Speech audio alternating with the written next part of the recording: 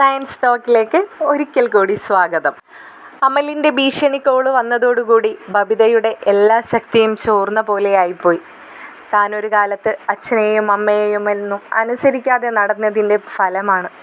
താനിനി എങ്ങനെയൊക്കെ നല്ല കുട്ടിയായി എന്ന് പറഞ്ഞാലും ഒരിക്കലും തന്നെ ഇതൊന്നും വേട്ടയാടാതിരിക്കില്ലെന്ന് പൂർണ്ണമായും മനസ്സിലായിരിക്കുകയാണ് ബബിതയ്ക്ക്. ഇനി എന്താണ് താൻ ചെയ്യേണ്ടത്? താൻ ആരോടാണ് സഹായം തേടേണ്ടത്? ബബിതയ്ക്ക് ഒന്നും തന്നെ മനസ്സിലാവുന്നുണ്ടായിരുന്നില്ല. ബബിത ഒരുപാട് സമയം അവിടെ ഇരുന്ന് ചിന്തിച്ചു. ചിന്തകളെ മറികടന്നുകൊണ്ട് അവൾക്ക് സങ്കടം സഹിക്കവയ്യാതെ അവൾ പൊട്ടിക്കരഞ്ഞു. ആരോടെങ്കിലും ഒന്ന് തുറന്ന് പറഞ്ഞ് കരയാൻ പോലും തനിക്ക് ആരുമില്ലാതെയായിപ്പോയി. താൻ ചെയ്തതിൻ്റെ എല്ലാം ഫലമാണ് തനിക്ക് ദൈവം ഇപ്പോൾ തന്നിരിക്കുന്നത്. ഒരു നാണക്കേടിൽ നിന്നും അച്ഛനിപ്പോൾ പുറത്തിറങ്ങിയതേയുള്ളൂ. വീണ്ടും ആ വീഡിയോയോ എൻ്റെ ഫോട്ടോസോ വല്ലതും ലീക്കായ പിന്നെ ഞാൻ ആത്മഹത്യ ചെയ്യുകയും മറ്റൊരു വഴിയും ഞാൻ കാണുന്നില്ലല്ലോ ഈശ്വര. ഇനി അവളുടെ ഭാവി എന്താവും? ഞാൻ കാരണം പാവം കൃഷ്ണമോള്. അവൾക്കും ഇനി തല ഉയർത്തി നടക്കാൻ കഴിയുമോ? ചേട്ടൻ ചെയ്തു പോയ തെറ്റുകളെല്ലാം ഇപ്പോൾ അതെല്ലാം ഇല്ലെന്നായി കണ്ടതോടുകൂടി മാത്രമാണ് അവളിപ്പോൾ കോളേജിലും സ്കൂളിലൊക്കെ പോയി തുടങ്ങിയത്. ഇനി ചേച്ചിയുടെ നാണക്കേട് കൂടി സഹിക്കാൻ കഴിയാതെ ആ കുട്ടിയും എന്തെങ്കിലും അവിവേകം കാണിക്കുമോ? എനിക്ക് ആരോടെങ്കിലും ഒന്ന് തുറന്ന് പറയാൻ പറ്റിയിരുന്നുവെങ്കിൽ എന്നെല്ലാം ബബിത അവിടെ ഇരുന്ന് ആലോചിക്കുന്നുണ്ട്. ഇതേ സമയം ബബിതയെ മുറിയിലേക്ക് കടന്നു വരുന്ന കൃഷ്ണമോള് പെട്ടെന്നായിരുന്നു ഡോറ് തുറന്ന് അകത്തേക്ക് വന്നത്. ബബിത ഇരുന്ന് കരയുന്നത് കൃഷ്ണമോള് വളരെ വ്യക്തമായി തന്നെ കാണുന്നുമുണ്ട്. എന്നാൽ കൃഷ്ണമോള് ചോദിക്കുന്നതിന് ഒന്നുമില്ലെന്ന് മാത്രമായിരുന്നു ബബിതയുടെ മറുപടി. തനിക്ക് അവളോട് എങ്ങനെയാണ് ഇതെല്ലാം പറയാൻ കഴിയുന്നത്? ഒരുപാട് വട്ടം അവളും തന്നെ വിലക്കിയിട്ടുള്ളതാണ് പലപ്പോഴായി. തന്നേക്കാളും ഒരുപാട് വയസ്സിന് താഴെയാണെങ്കിലും എന്നേക്കാളും പക്വതയുണ്ടായിരുന്നു അവൾക്ക്. അവളിതെല്ലാം നേരത്തെ കൂട്ടി കണ്ടിരുന്നു. ഇനിയിപ്പോൾ ഞാൻ എന്താണ് ഈശ്വര ചെയ്യേണ്ടത്? ഇതേ സമയം വീണ്ടും കൃഷ്ണമോള് വിളിക്കുകയുണ്ട്. ചേച്ചി, എന്താ നീ ഭക്ഷണം കഴിക്കാത്തെ? എല്ലാ ദിവസവും ഞാൻ വന്ന് വിളിക്കുന്നില്ലേ? അച്ഛൻ പറഞ്ഞിട്ടാ വിളിക്കുന്നേ. ഇന്ന് അച്ഛനോട് ഞാൻ പോകുന്നില്ല, അവൾ വരില്ല എന്നൊക്കെ പറഞ്ഞതാ. അപ്പം അച്ഛൻ പറഞ്ഞു മോള് പോയി വിളിച്ചോ, ഇന്ന് എന്തായാലും ചേച്ചി വരുന്നു. എന്നിട്ടിപ്പോൾ എന്താ? വായോ പ്ലീസ്. കൃഷ്ണമോളുടെ ദയനീയമായ വിളി കേട്ട് ബബിത അവളുടെ കൂടെ തന്നെ ചെല്ലുന്നുണ്ട്. എന്നാൽ കൃഷ്ണമോളോട് സ്റ്റെപ്പ് ഇറങ്ങി താഴേക്ക് പോയിക്കോളൂ, ഞാനിപ്പോൾ വരാം എന്ന് പറഞ്ഞ് വീണ്ടും അവൾ റൂമിലേക്ക് കയറുകയാണ്. റൂമിലേക്ക് കയറി അവൾ ഫോൺ എടുത്ത് മറ്റുള്ള യൂട്യൂബ്, ഇൻസ്റ്റാഗ്രാം, ഫേസ്ബുക്ക് എന്നീ ഐഡികളെല്ലാം ഓപ്പൺ ചെയ്ത് അമലിൻ്റെ ഐഡിയിൽ കയറി നോക്കി. അമൽ എന്തെങ്കിലും പോസ്റ്റ് ചെയ്യുകയോ വീഡിയോസോ ഫോട്ടോസോ അപ്ലോഡ് ചെയ്യുകയോ ചെയ്തിട്ടുണ്ടോ എന്ന്. ഒന്നും തന്നെ ഇല്ലെന്ന് മനസ്സിലാക്കിക്കൊണ്ട് ഒരു ദീർഘശ്വാസം എടുത്തുകൊണ്ട് അവൾ താഴെ സ്റ്റെപ്പ് ഇറങ്ങി. അച്ഛനും കൃഷ്ണമോളും ഊണുമേശയിൽ തന്നെ ഉണ്ടായിരുന്നു. തന്നെയും കാത്താണ് അവരിയ്ക്കുന്നതെന്ന് മനസ്സിലാക്കി അവൾ ഒരല്പം ധൃതിയിൽ അവരുടെ അടുത്തേക്ക് നടന്നു. അവൾ അവരുടെ അടുത്തേക്ക് നടക്കുമ്പോഴും അവളുടെ മനസ്സ് മുഴുവനും അമൽ പറഞ്ഞ വാക്കുകളായിരുന്നു. അവൾക്ക് ചെറിയൊരു ഉറപ്പുണ്ടായിരുന്നു അവൻ പെട്ടെന്നൊന്നും കയറി ഒന്നും അപ്ലോഡ് ചെയ്യുകയോ പോസ്റ്റ് ചെയ്യുകയോ ചെയ്യില്ലെന്ന്. കാരണം അവൻ്റെ ലക്ഷ്യം മറ്റെന്തോ ആണ്. തന്നിൽ നിന്നും പണം തട്ടുകയോ അല്ലെങ്കിൽ തന്നെ വീണ്ടും ദുരുപയോഗം ചെയ്യുകയോ അങ്ങനെ എന്തൊക്കെയോ അവൻ മനസ്സിൽ കണക്ക് കൂട്ടിയിട്ടുണ്ട്. അവൾ നടക്കുമ്പോഴും അവളുടെ ചിന്തകൾ മറ്റെവിടെയോ ആണെന്ന് മനസ്സിലാക്കിക്കൊണ്ട് ബാലചന്ദ്രൻ ഒന്ന് വിളിച്ചു. ബബിതേ, നീ എന്താ ഈ ആലോചിക്കുന്നേ? നീ ഒന്നിവിടെ വന്നിരിക്കുന്നുണ്ടോ? നിന്നെയും കാത്തല്ലേ ഞങ്ങൾ ഈ ഇരിക്കുന്നത്. ആ അച്ഛാ, എന്താ വരുന്നു. അവൾ പെട്ടെന്നുള്ള അച്ഛൻ്റെ ആ ചോദ്യത്തിൽ ഒന്ന് വിക്കി മറുപടി പറഞ്ഞു. അവൾ പതിയെ ആ വാഷ് ബേസിൻ ലക്ഷ്യമാക്കി നടന്ന് തൻ്റെ മുഖവും കൈയുമെല്ലാം നന്നായി കഴുകിക്കൊണ്ട് വീണ്ടും അച്ഛൻ്റെ അരികിലേക്ക് വന്നിരുന്നു. അച്ഛൻ അവളുടെ മുമ്പിലേക്കായി പ്ലേറ്റും അന്നത്തെ ഭക്ഷണവും വിളമ്പി. ഇതൊന്നും തന്നെ അറിയാതെ ബാലചന്ദ്രൻ വളരെ സന്തോഷത്തിലാണ്. തനിക്ക് നഷ്ടപ്പെട്ട തൻ്റെ മക്കളെ തിരിച്ചു കിട്ടിയ സന്തോഷം, താൻ ആഗ്രഹിച്ച ജീവിതം തന്നിലേക്ക് തിരിച്ചു വരികയാണെന്ന സന്തോഷം, തന്നെ മനസ്സിലാക്കാൻ തൻ്റെ മക്കൾ ഏതെങ്കിലും കാലത്തുണ്ടാകുമെന്ന് ആ മനുഷ്യൻ ഒരുപാട് ആഗ്രഹിച്ചിരുന്നു. അതിലേറെ ദൈവത്തിലും വിശ്വസിച്ചിരുന്നു. ബാലചന്ദ്രൻ വളരെ സമാധാനപൂർവ്വം ഇരുന്ന് ഭക്ഷണം കഴിക്കുന്നുണ്ട്. തൻ്റെ അരികിലായിരിക്കുന്ന ബബിതയെ അപ്പോഴാണ് ബാലചന്ദ്രൻ ഒന്നുകൂടി ശ്രദ്ധിക്കുന്നത്.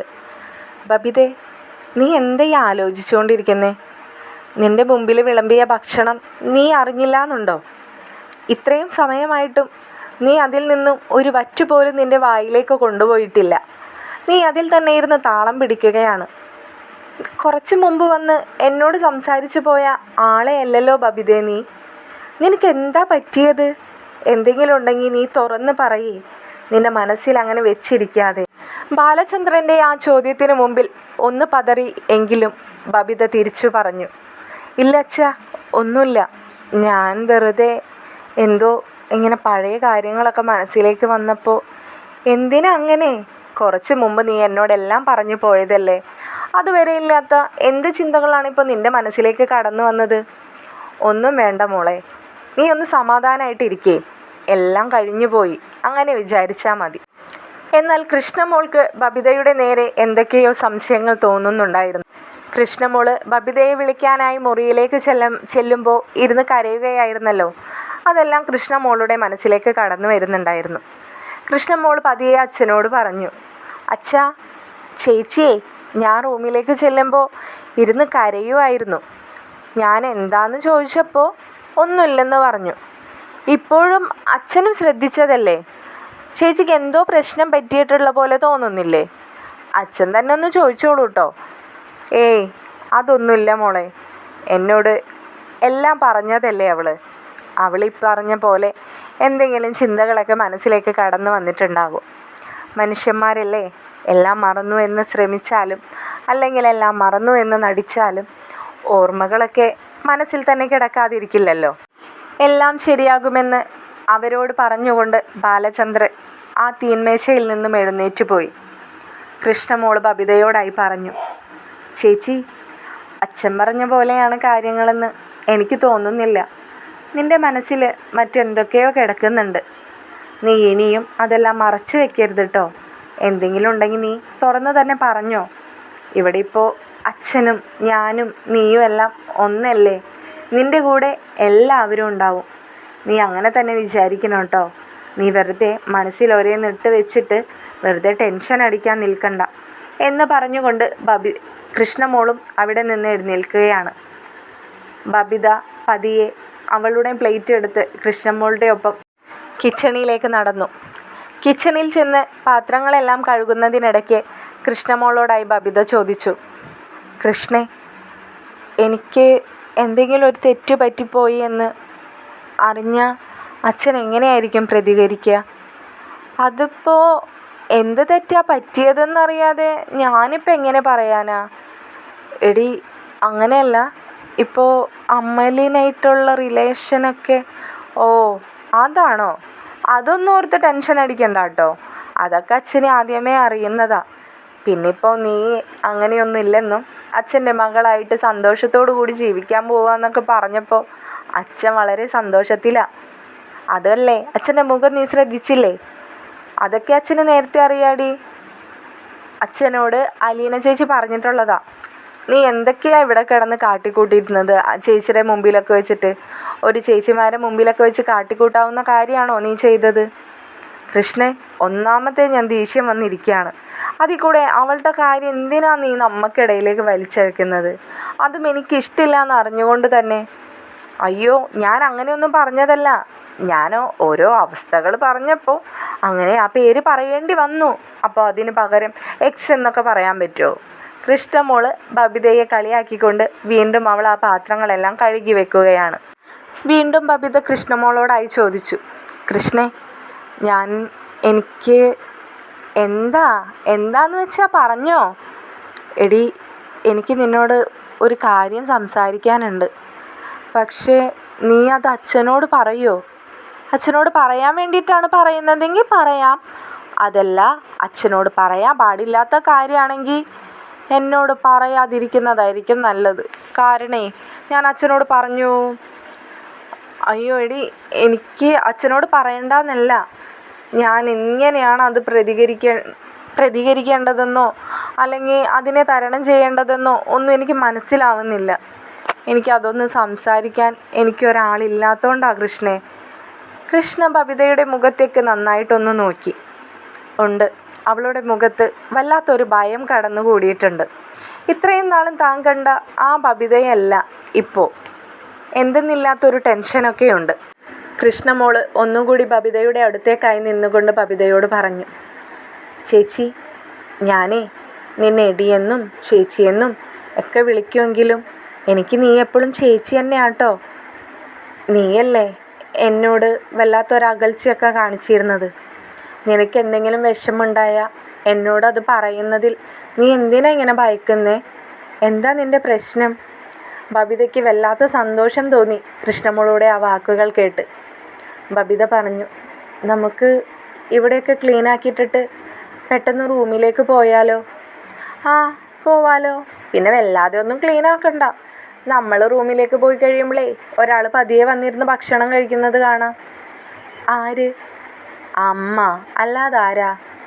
അമ്മ നീ മിണ്ടാത്തത് കൊണ്ടാണ് നമുക്കൊപ്പം വന്നിരിക്കാത്തത്. അല്ലെങ്കിൽ ഇപ്പോൾ വന്നിരുന്നേനെ. ഞാൻ മാത്രമാണോ അമ്മയോട് മിണ്ടാതിരിക്കുന്നത്? അച്ഛനും അമ്മയും തമ്മിൽ മിണ്ടാറില്ലല്ലോ. വെറുതെ എന്തിനാടി എന്നെ കുറ്റമാക്കുന്നത്? അല്ല, ഞാൻ പറഞ്ഞോന്നേ ഉള്ളൂ. കൃഷ്ണമോളും ബബിതയും പറഞ്ഞ പോലെ തന്നെ കിച്ചണിലെ ഡ്യൂട്ടിയെല്ലാം കഴിഞ്ഞ് അവർ ബബിതയുടെ റൂമിലെത്തി. കൃഷ്ണമോൾ കട്ടിലിലായി ചെന്നിരുന്നു കൊണ്ട് എല്ലാം കേൾക്കാൻ തയ്യാറാണെന്ന ഭാവത്തിലിരുന്നു കൊണ്ട് കൃഷ്ണമോൾ ബബിതയോട് പറഞ്ഞു, ഇനി പറഞ്ഞോ, ഐ ആം റെഡി. കൃഷ്ണേ, നീ തമാശ കളിക്കാതെ. ഇത് നീ ഉദ്ദേശിക്കുന്ന പോലെ തമാശ കളിയല്ല, കുറച്ച് സീരിയസ് ആയിട്ടുള്ളൊരു കാര്യമാണ്. എന്താ, എന്തു പറ്റി? ഞാൻ പറയുന്ന കാര്യം കേട്ട് നീ പെട്ടെന്ന് ടെൻഷനൊന്നും ആവരുത്. നീ ഓടിപ്പോയി അച്ഛൻ്റെ അടുത്തും പറയരുത്. എനിക്ക് പേടിയാവുന്നടി. അതുകൊണ്ടാണ് എൻ്റെ പ്രശ്നങ്ങൾ പറയാനോ എൻ്റെ സങ്കടങ്ങളൊന്നും പറഞ്ഞ് എനിക്ക് കരയാനോ ആരുമില്ലാത്ത പോലെ. എനിക്കറിയാം ഞാൻ ഈ അനുഭവിക്കുന്നതെല്ലാം ഞാൻ ചെയ്ത തെറ്റിൻ്റെയാണെന്ന്. ബബിതേ, എനിക്ക് നീ പറയുന്നതൊന്നും മനസ്സിലാവുന്നില്ല. കൃഷ്ണമോൾ അവളുടെ മുഖത്തേക്കായി നല്ല പോലെ നോക്കി. ഉണ്ട്, അവൾ കരയുന്നുണ്ട്. പറഞ്ഞോ, നീ എന്താന്ന് വെച്ചാൽ പറ.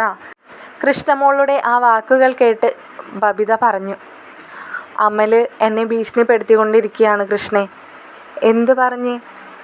ഞാൻ അവനെ കണ്ടിട്ട് ഇനി ഇങ്ങനെ ഒരു ബന്ധം തുടരാൻ എനിക്ക് താല്പര്യമില്ലെന്നൊക്കെ പറഞ്ഞിട്ടുണ്ടായിരുന്നല്ലോ. ആ, അതിനിപ്പോൾ എന്താ? നിങ്ങൾ രണ്ടാളും കൂടി എടുത്ത തീരുമാനമാണ് നിങ്ങളൊരു റിലേഷൻ സ്റ്റാർട്ട് ചെയ്യുന്നത്. അതിൽ നിനക്ക് താല്പര്യമില്ലയെന്നും അവനോട് പറഞ്ഞു. അത് ഇപ്പോൾ തെറ്റാണോ? നിനക്കത് താല്പര്യമില്ലാണ്ടായപ്പോൾ തന്നെയല്ലേ നീ പറഞ്ഞത്? അല്ലാതെ ഒരു ചതിയൊന്നുമല്ലല്ലോ അത്. ഇതവിടെ അങ്ങനെ ഒന്നും അല്ലടി. ഞാൻ വിചാരിച്ച പോലെ ഒരാളെ അല്ല അമൽ. അവനെന്നെ എല്ലാ അർത്ഥത്തിലും പറ്റിക്കുകയായിരുന്നു. അപ്പോഴാണോ നീ വേണ്ടാന്ന് വെച്ചത്? അല്ല മോളെ, ഞാൻ നമ്മുടെ വീട്ടിൻ്റെ അവസ്ഥ കണ്ടപ്പോഴാണ് ഇതൊന്നും വേണ്ടാന്ന് വെച്ചത്. പക്ഷേ അത് പറയാനായി അവൻ്റെ അരികിലേക്ക് ചെന്നപ്പോഴാണ് അവൻ നമ്മൾ ഉദ്ദേശിച്ച ആളല്ലെന്നും അവൻ്റെ കാര്യങ്ങളെല്ലാം നടക്കാൻ വേണ്ടി അവൻ എല്ലാ അർത്ഥത്തിലും എന്നെ ഉപയോഗിക്കുകയായിരുന്നെന്നും എനിക്ക് മനസ്സിലായത്. എന്നിട്ടിപ്പോൾ എന്താ ഉണ്ടായേ? നീ എന്തൊക്കെയായി പറഞ്ഞു വരുന്നേ? കൃഷ്ണേ, അത് കഴിഞ്ഞ് ഞാൻ അവിടെ നിന്ന് പോന്നപ്പോൾ തന്നെ എന്നോട് അവൻ പറഞ്ഞതാ എനിക്കുള്ളത് അവൻ വെച്ചിട്ടുണ്ടെന്ന്. പക്ഷേ ഞാൻ ഒട്ടും പ്രതീക്ഷിച്ചില്ല. അവന് ഞാൻ എന്തോരം പണം കൊടുത്തിട്ടുണ്ടെന്നറിയാമോ? ഞാൻ എൻ്റെ സ്വർണങ്ങൾ പോലും അവൻ്റെ ഓരോ ആവശ്യങ്ങൾക്ക് ഊരി കൊടുത്തിട്ടുള്ള ആളാ. ദൈവമേ, നീ എന്തൊക്കെയാ പറയുന്നേ? എടി സത്യാടി. എന്നിട്ട് ഇപ്പോൾ അതിലും വലിയ പ്രശ്നം എന്താണെന്ന് വെച്ചാൽ ഞങ്ങൾ തമ്മിലുള്ള ഒരു വീഡിയോസ് എല്ലാം അവൻ്റെ കയ്യിലുണ്ട്. വീഡിയോസോ? എന്ത് വീഡിയോസ്? കൃഷ്ണേ, നിനക്കതൊന്നും പറഞ്ഞാൽ മനസ്സിലാവില്ല. എനിക്ക് എന്ത് മനസ്സിലാവില്ലാന്ന്? നീ എന്തൊക്കെയായി പറയുന്നേ? കൃഷ്ണേ, നീ അത് ആ രീതിയിലൊന്ന് ചിന്തിക്കേ. ഞങ്ങൾ തമ്മിൽ ഇഷ്ടത്തിലായിരുന്ന സമയത്ത് അങ്ങനെയൊക്കെ സംഭവിച്ചു പോയി. എന്നിട്ട് കൃഷ്ണമോൾക്ക് ഇതൊന്നും വിശ്വസിക്കാൻ കഴിയാതെ അറിയാതെ തന്നെ അവിടെ നിന്ന് എഴുന്നേറ്റ് പോയി. കൃഷ്ണ അവളോടായി ചോദിച്ചു, എന്നിട്ടിപ്പോൾ എന്താ അവൻ പറയുന്നേ? എടി, അവനിപ്പോൾ എന്നെ വിളിച്ച് ഭീഷണിപ്പെടുത്തിക്കൊണ്ടിരിക്കുകയാണ്. അവനതെല്ലാം അപ്ലോഡ് ചെയ്യുന്നൊക്കെയാണ് പറയുന്നത്. എനിക്ക് എന്ത് ചെയ്യണമെന്ന് പോലും അറിയുന്നില്ല കൃഷ്ണേ. ഇതിപ്പോൾ ആകെ പ്രശ്നത്തിലേക്കാണല്ലോ പോണത്. നിനക്ക് ഒരു ബുദ്ധി ഇല്ലാണ്ടായി പോയോ ബബിതേ? ഇങ്ങനെയൊക്കെ ആരെങ്കിലും ചെയ്യുമെന്ന് നിനക്ക് തോന്നുന്നുണ്ടോ ഇന്നത്തെ കാലത്ത്? നിൻ്റെ സ്മാർട്ട്നെസ് ഒക്കെ കണ്ടപ്പോൾ ഞാൻ വിചാരിച്ചത് നീ കുറച്ചും കൂടി അപ്ഡേറ്റഡ് ആയിരിക്കുന്ന. ഇതിപ്പോൾ ദൈവമേ, ഇനിയിപ്പോൾ എന്താ ചെയ്യുക? അവനിപ്പോൾ എന്താ പറയുന്നത്? അവനിപ്പോൾ പ്രത്യേകിച്ചൊന്നും പറയുന്നില്ല. അവൻ്റെ വഴിക്ക് അവൻ പറയുന്ന പോലെ ഞാൻ നിന്നില്ല എന്നുണ്ടെങ്കിൽ ഇതൊക്കെ അവൻ അപ്ലോഡ് ചെയ്യുന്ന പറയുന്നേ, അല്ലാതെ അവൻ എന്നോട് പ്രത്യേകിച്ചൊന്നും പറയുന്നില്ല. എന്നാലേ നമുക്കൊരു കാര്യം ചെയ്യാം, നമുക്കിത് അച്ഛനോട് പറഞ്ഞാലോ? അയ്യോ, ഇപ്പം അച്ഛനോട് പറയണ്ട. നമുക്ക് ഇവൻ എന്താ ചെയ്യാൻ പോകുന്നതെന്ന്, ഇവൻ്റെ ഉദ്ദേശം എന്താണെന്നൊക്കെ ഒന്ന് ചോദിച്ചറിഞ്ഞാലോ? കൃഷ്ണമോളോടായി ബബിത പറയുന്നുണ്ട്. ഞാൻ ഇപ്പോൾ വിളിക്കട്ടെ അവനോട് എന്താണ് അവൻ്റെ ഉദ്ദേശം എന്ന് ഒന്ന് ചോദിച്ചറിയാലോ? എന്തായാലും അവൻ ചോദിക്കുന്നത് കുറച്ച് ക്യാഷ് എങ്ങാനും ആണെങ്കിൽ നമുക്കത് സംഘടിപ്പിച്ച് കൊടുക്കാം. എന്നിട്ട് പിന്നെ അവനിതെല്ലാം അവസാനിപ്പിക്കുകയാണെങ്കിൽ എനിക്ക് സമാധാനമായില്ലേ മോളെ? നീ എന്തായാലും ഇപ്പോൾ ഒന്ന് വിളിച്ചു നോക്ക്. ഞാനും കൂടി ഉണ്ടല്ലോ. അവനോട് കാര്യങ്ങളൊക്കെ നമുക്കൊന്ന് ചോദിച്ചറിയാം. അല്ലാതെ ഇപ്പോൾ പണത്തിന് വേണ്ടി തന്നെ ആയിരിക്കും. അല്ലാതെ നീ പറഞ്ഞ പോലെ കുറേ പെണ്ണുങ്ങളൊക്കെ ആയിട്ട് കൊണ്ട് നടക്കുന്ന അവന് ഇപ്പോൾ നിന്നെ തന്നെ കിട്ടണമെന്നൊന്നും അവൻ പറയില്ലല്ലോ. കൃഷ്ണമോള് സമാധാനിപ്പിച്ചുകൊണ്ട് ബബിതയോട് പറയുന്നു. ഉടനെ തന്നെ ബബിത ഫോണെടുത്ത് അമലിൻ്റെ കോള് ഡയൽ ചെയ്യുകയാണ്. അപ്പോൾ തന്നെ അമൽ കോൾ എടുക്കുന്നുണ്ട്. അമൽ ചോദിക്കുകയാണ്, ഓ അപ്പോൾ നിനക്കെൻ്റെ ഞാൻ പറഞ്ഞതിലെ കാര്യഗൗരവങ്ങളൊക്കെ മനസ്സിലായി. എല്ലാം അവസാനിപ്പിച്ചു പോയ ആൾ കണ്ടില്ലേ ഇപ്പോൾ എന്നെ തിരിച്ച് വിളിക്കുന്നത്? ഇത്രയുള്ളൂടി നീ അടക്കമുള്ള പെണ്ണുങ്ങൾ. അമൽ വളരെ പുച്ഛത്തോടു കൂടി തന്നെ ബബിതയോട് സംസാരിക്കുന്നുണ്ട്. ബബിത വളരെ ദയനീയമായി തന്നെ അവനോട് പറയുകയാണ്, എന്നെ വെറുതെ വിടണം. ഞാൻ പറഞ്ഞതല്ലേ, എൻ്റെ വീട്ടിലെ അവസ്ഥകളൊക്കെ വളരെ മോശമാണ്. നിൻ്റെ വീട്ടിലെ അവസ്ഥ മോശമോ? 2-3 ഷോപ്പ്, അതിലൊന്ന് സ്വർണ്ണക്കട, അങ്ങനെ ഒരാളുടെ വീട്ടിലെ മോശാവസ്ഥയാണെന്നോ? നീ എന്താ എന്നെ കളിയാക്കുകയാണോ? ഞാൻ അങ്ങനത്തെ മോശാവസ്ഥയാണെന്നല്ല പറഞ്ഞത്. പണം മാത്രമല്ല ഒരു വീട്ടിലെ അവസ്ഥകൾ മാറി മറിയുന്നത്. അമലെ, നീ ഒന്ന് മനസ്സിലാക്ക്. കുടുംബം എന്താണെന്നും കുടുംബത്തിൻ്റെ അവസ്ഥകൾ എങ്ങനെയൊക്കെയാണെന്നും മനസ്സിലാക്കാൻ ഞാൻ അല്പം വൈകിപ്പോയി. അതുകൊണ്ടാണ് ഇപ്പോൾ ഞാൻ അതെല്ലാം മനസ്സിലാക്കിയത് കൊണ്ടാണ് നിന്നിൽ നിന്ന് ഞാൻ ഇറങ്ങിപ്പോകുന്നത്. നീ തന്നെ പറഞ്ഞില്ലേ എന്നോട് നിനക്ക് ഒരുപാട് പെണ്ണുങ്ങളുണ്ടെന്നും ഞാൻ ഒരാൾ പോയാൽ നിനക്കൊന്നും നഷ്ടപ്പെടാനില്ലെന്നും. പിന്നെ എന്തിനാണ് എന്നെ ബുദ്ധിമുട്ടിക്കുന്നത്? അതിന് നിന്നോട് ആരാ പറഞ്ഞത് എനിക്ക് നിന്നോട് കടുത്ത പ്രേമമായിട്ടാണ് ഞാൻ നിൻ്റെ പിന്നാലെ വരുന്നതെന്ന്? എൻ്റെ പൊന്നു മോള് ബബിതേ, എനിക്ക് അങ്ങനെ യാതൊരു പ്രേമവും നിന്നോടില്ല. ഇപ്പോന്നല്ല, അന്നുമില്ല. പിന്നെ എൻ്റെ അത്യാവശ്യം കാര്യങ്ങളൊക്കെ നിന്നെക്കൊണ്ട് നടന്നു പോന്നിരുന്നു, എല്ലാ അർത്ഥത്തിലും. അങ്ങനെ ഒരാൾ കൂടെ ഉള്ളത് നല്ലതാണല്ലോ. അതുകൊണ്ടാണ് കൂടെ ഇങ്ങനെ കൊണ്ട് നടന്നിരുന്നത്. പിന്നെ നീയായിട്ട് പോവുകയാണെങ്കിൽ അങ്ങോട്ട് പോയിക്കോട്ടെ. പക്ഷേ എനിക്ക് ഇനിയും ഇല്ലേടി കാര്യങ്ങൾ. അതൊക്കെ അപ്പം ആരാ നടത്തി തരിക? അപ്പം നീയല്ലേടാ എന്നോട് പറഞ്ഞത് നിൻ്റെ പോക്കറ്റിൽ ഒരുപാട് സുന്ദരികളായ പെണ്ണുങ്ങളൊക്കെ ഉണ്ടെന്ന്. അവരിൽ ആരെങ്കിലും നിനക്ക് കൂട്ടിക്കൂടെ? എന്തിനാണ് എന്നെ? അയ്യോ, അവരൊക്കെ അതിനൊക്കെ സമയമാവുന്നതേ ഉള്ളൂ. കുറേയൊക്കെ ഉണ്ടായതിനെ ഇറക്കി വിട്ടതിന് ശേഷം ഇതൊക്കെ ഇപ്പോൾ പുതിയതല്ലേ, നീ പിന്നെ പഴയതല്ലേ. നീ ഒരു കാര്യം ചെയ്യ്, പുതിയ ആൾക്കാരാരെങ്കിലുമൊക്കെ ഒന്ന് സെറ്റ് ആവുന്നത് വരെയും എന്നെ കുറച്ചും കൂടി ഒന്ന് സഹിച്ച് എൻ്റെ കൂടെ തന്നെ നിൽക്ക്. പറ്റില്ല അമലെ, എനിക്കിനി അങ്ങനെ ഒരു റിലേഷൻ മുന്നോട്ട് കൊണ്ടുപോകാൻ ഒരല്പം പോലും എനിക്ക് താല്പര്യമില്ല. അതുകൊണ്ടാണ് ഞാൻ പറയുന്നത് എന്നെ വെറുതെ വിടാൻ. പക്ഷേ ബബിതേ, അങ്ങനെയൊന്നും നടക്കില്ല. എനിക്ക് നിൻ്റെ ആവശ്യങ്ങൾ ഇനിയുമുണ്ട്. എന്താവശ്യം എന്നാണ് നീ ഈ പറയുന്നത്? എനിക്ക് കുറച്ച് പണം വേണം. പണമോ? എത്രയാണ് നീ ഉദ്ദേശിക്കുന്നത്? എനിക്ക് ഒരു 10 ലക്ഷം രൂപ നീ താ. അതോടുകൂടി നമുക്ക് ഈ ബന്ധം കൂടെ അവസാനിപ്പിക്കാം. നിൻ്റെ വീഡിയോസും ഫോട്ടോസും തിരിച്ചും തന്നേക്കാം. നിൻ്റെ കൺമുമ്പിൽ പോലും ഞാൻ വരില്ല. എന്താ, പോരെ? ബബിത കോളെല്ലാം ലൗഡിലാണ് ഇട്ടിരിക്കുന്നത്. എല്ലാം കേട്ടിരിക്കുന്ന കൃഷ്ണമോള് ഉറക്കെ അലറിക്കൊണ്ട് ചോദിക്കുന്നുണ്ട്, നാണമില്ലേടാ നിനക്ക്? ഇത്രയും കാലം ചേച്ചിയെ നിൻ്റെ വളരെ പ്രിയപ്പെട്ടവളാണെന്നും പറഞ്ഞ് കൊണ്ട് നടന്നിട്ട് ഇപ്പോൾ ചേച്ചിയുടെ മാനത്തിനെ വെച്ച് നീ വില പറയുന്നോ? അതും 10 ലക്ഷം രൂപയ്ക്ക് വേണ്ടിയിട്ട്? നിനക്ക് നാണുണ്ടോ?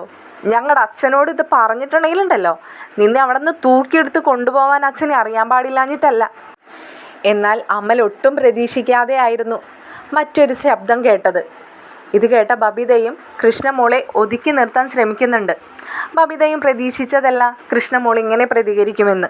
അമലിനാകെ ദേഷ്യം വന്നിട്ട് അമൽ ചോദിക്കുന്നുണ്ട്, എടി ബബിതേ, നീ എൻ്റെ കളിക്കാൻ നിന്നാലേ നേരം വെളുക്കുമ്പോഴത്തേനും നീ കയറെടുക്കേണ്ട അവസ്ഥ വരും. നിനക്കറിയാലോ എൻ്റെ കയ്യിലിരിക്കുന്ന വീഡിയോയുടെ പവർ എന്താണെന്ന്. നീ വല്ലാതെ കളിക്കല്ലേ. ബബിത ആകെ സ്തംഭിച്ചിരിക്കുന്നത് കണ്ട് കൃഷ്ണമോൾ പറയുന്നുണ്ട്, നീ വല്ലാതെ ഭീഷണിപ്പെടുത്തല്ലേ. നീ ഇപ്പം ഇരിക്കുന്ന സ്ഥലം അറിഞ്ഞ് അച്ഛനെ അവിടേക്ക് ആളെ വിടാനായിട്ട് അധികം സമയമൊന്നും വേണ്ട, നീ അത് നോക്കിയിരുന്നോ. ഇത് കേൾക്കുന്ന അമലിന് ദേഷ്യം വന്നിട്ട് അമൽ പറയുന്നുണ്ട്, മോളെ നീ വല്ലാതെ തുള്ളല്ലേ. ഞാനേ 10 ലക്ഷം രൂപ അങ്ങോട്ട് വേണ്ടാന്ന് വെച്ചേക്കാം. പകരം ചേച്ചിയോട് പറഞ്ഞിട്ടേ ചേച്ചിയുടെ കൂടെ നീ വന്നാലും മതി. ഞാൻ നിന്നെ പലപ്പോഴായിട്ട് കണ്ടിട്ടുമുണ്ട്. നീയും ചേച്ചിയെക്കാളും തീരെ മോശമല്ല. സത്യം പറഞ്ഞാൽ ചേച്ചിയെക്കാളും സുന്ദരി നീ തന്നെയാ. എന്താ ഞാൻ ഈ പറഞ്ഞ ഡീലിന് രണ്ടാൾക്കും സമ്മതാണോ? സമ്മതാണെങ്കിൽ എനിക്ക് 100 വട്ടം സമ്മതമാണ് കേട്ടോ. കാരണം 10 ലക്ഷം രൂപയും വേണ്ടാന്ന് വെച്ചേക്കാം. ആ ഫോട്ടോസും വീഡിയോസും ഒക്കെ അങ്ങ് തിരിച്ച് തന്നേക്കാം. നാളെ വൈകുന്നേരം നമ്മൾ സ്ഥിരം കാണുന്ന സ്ഥലമില്ലേ ബബിതേ, അവിടേക്ക് നീ ഇവളെയും കൂട്ടി വന്നാൽ മതി. കറക്റ്റ് സമയം എപ്പോഴാണെന്ന് ഞാൻ നിന്നെ വിളിച്ച് പറഞ്ഞോളാം. ഓക്കെ ബബിതേ, എനിക്ക് കുറച്ച് തിരക്കുണ്ട്, ഒരുപാട് കോളുകൾ ഇതുപോലെ വരാനുള്ളതാണേ എന്ന് പറഞ്ഞുകൊണ്ട് അമൽ കോള് കട്ട് ചെയ്യാണ്.